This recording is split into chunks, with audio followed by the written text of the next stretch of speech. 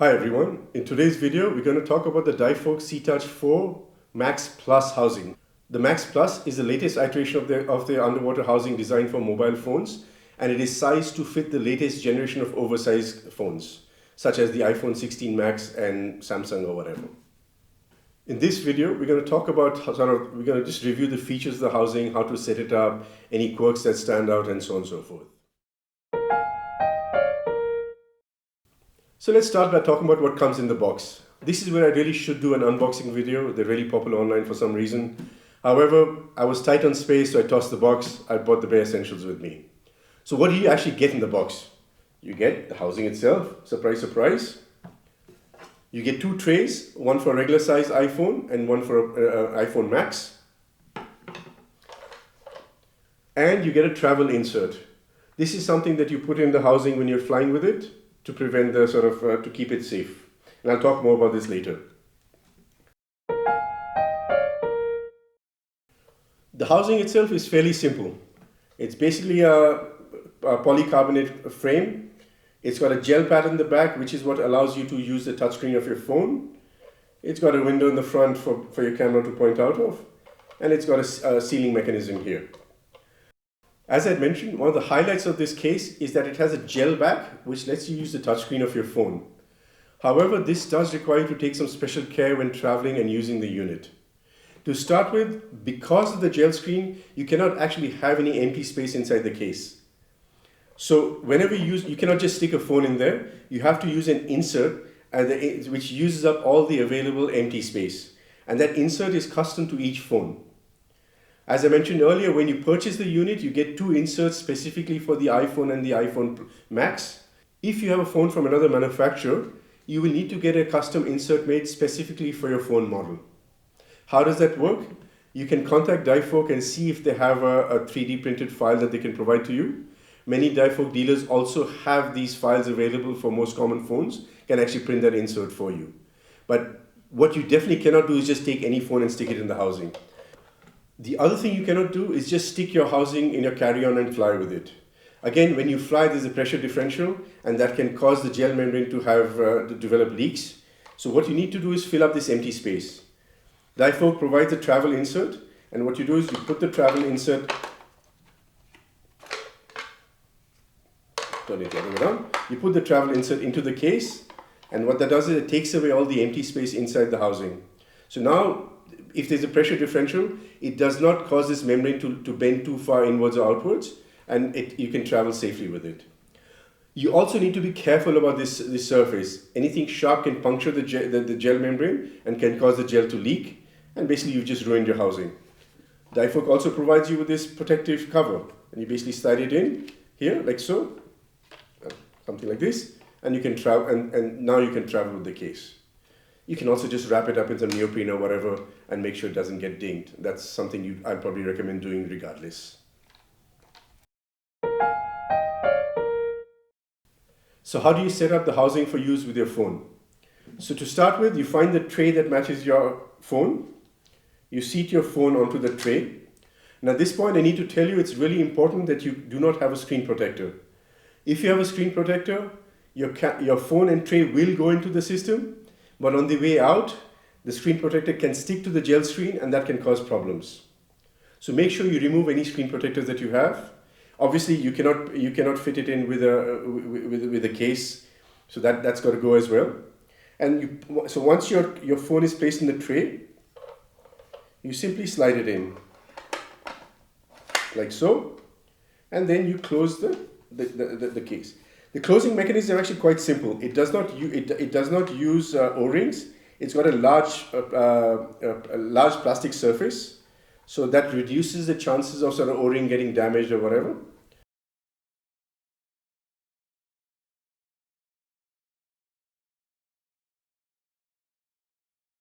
Tighten, tighten, tighten. All right, and now it's snug.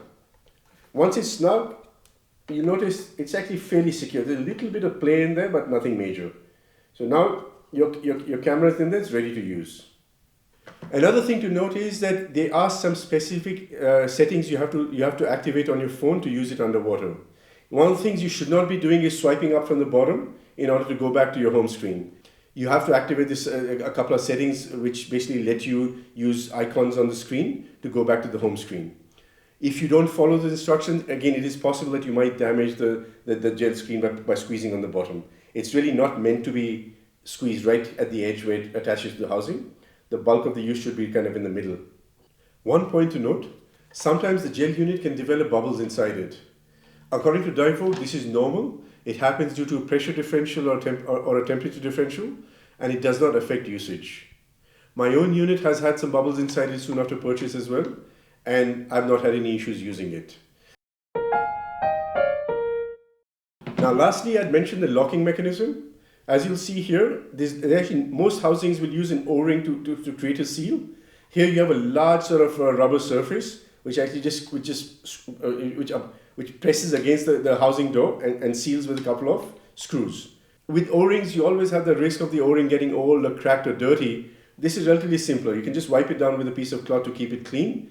And there's sort of no risk of this thing getting older or cracking or whatever. There's a very large surface. So it should, in theory, make a more reliable seal than just a simple O-ring. Whether or not that holds out in practice, I don't know. However, reading online reviews, there don't seem to be a lot of instances of these housings leaking. So whatever they're doing, they're obviously doing a good enough job. The one downside of this case is that it doesn't actually have any mounting points.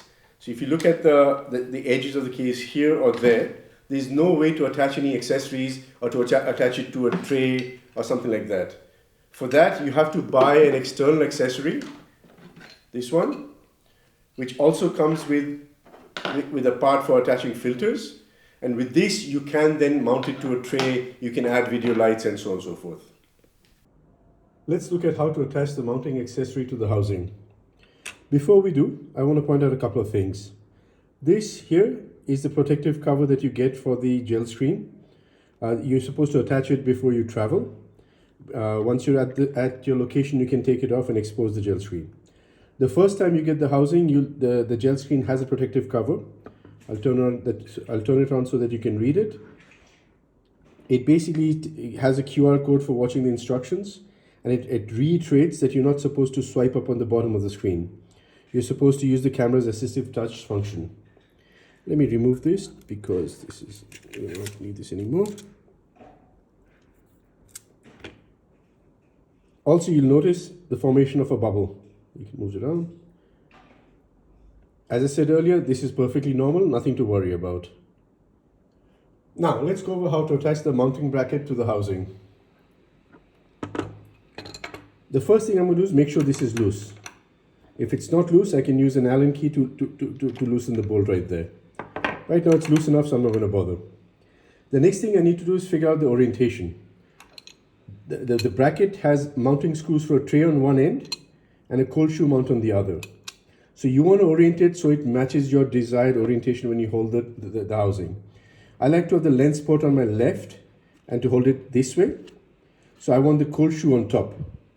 So what I'm going to do is I'm going to turn it around so the cold shoe is on top and the others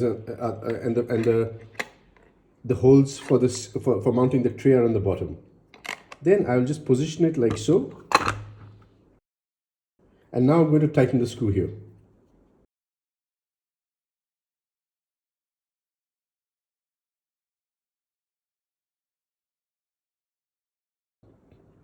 So again, I have screws here for mounting a tray, and I'll show you guys how in a second. And I have a cold shoe on top, and I'll show you how to use it in a second as well. This mounting kit also comes with a filter accessory, and let me show you what that is. That is this.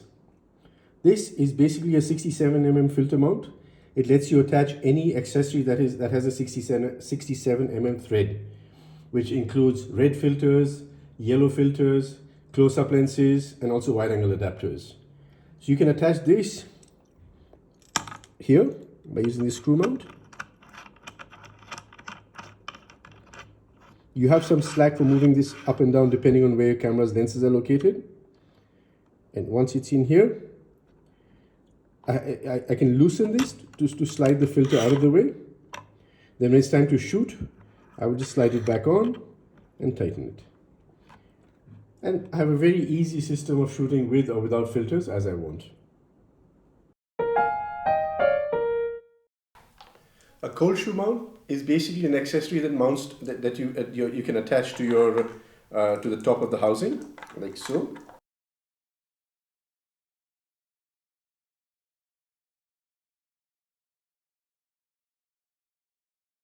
And this gives you a mounting point for adding more accessories. This particular one I have here is a GoPro mount, so I can actually attach a GoPro to this if I want. You also get cold shoe mounts which have a 1-inch ball head, which is similar to this. And this is a standard connector that is used for attaching lights and arms and so on and so forth.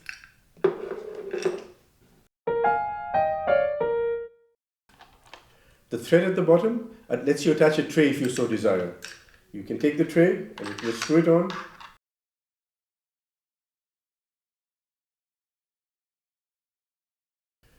Once the handle is attached, you have a nice grip to hold on to. You get a ball mount to which you can attach more accessories like a light or something else in addition to the cold shoe here. And it generally makes it a sort of very handy way to carry your setup. You can also use a two-handed tray if you really want to get ambitious. With this you can attach multiple lights. You can attach 2 sets of video lights in addition to, of course, using the cold shoe mount on top to add a third light, a focus light, or even a GoPro or something like that. The idea is that basically once you have this mount accessory in place, you can really scale up your system. The one super cool feature about this is that DiveVolk also makes something called a C-Link wireless transmitter. This is something you use if you have a large mirrorless camera in a housing. It's a Wi-Fi transmitter that connects from your camera to the phone inside your housing and lets you use your phone as a monitor. Now, you can also buy a Ninja Atomos monitor for 50,000 and a waterproof case for it for about 2 lakhs. Or you can buy the DiveVolk Seatouch for about 25,000. You can put your phone in there and voila, you have a monitor for a lot less. Now, is this going to be as good as a professional monitor? Of course not. But if you just want to use it as an alternative to your camera screen for composing, it's a great solution. And it does a much better job of meeting your needs without requiring you to pay for a whole bunch of advanced features like LUTs and other things that you don't necessarily need. So that's a pretty cool thing. I plan to get myself a wireless transmitter at some point and test it out, and I'll do a video of that once I have it. So in summary, what do I think about this housing? I like it. To start with, it's a pretty simple unit, right? It's basically a box with a seal, with a door that seals. There's not much that can go wrong with it if you take care of it. Second, you can use your native camera app or any specific camera app that you want with it. And third, you can actually use the touchscreen of your phone. And really, that's how phones were designed to be used, via the touchscreen. So in a sea of sort of many different options for an underwater case for your phone, the DiveVolk is kind of unique. Separately, I'm going to do a comparison of the DiveVolk with the Weefine, and I'll have a video on that posted shortly. I hope you liked this video. If you did, please watch that and a review of the Weefine. Give us a like. Let me know if you have any comments, or if there's anything else you'd like me to review about these units, or anything else you'd like me to review from an underwater photography point of view. Happy to do what we can. Thank you for watching.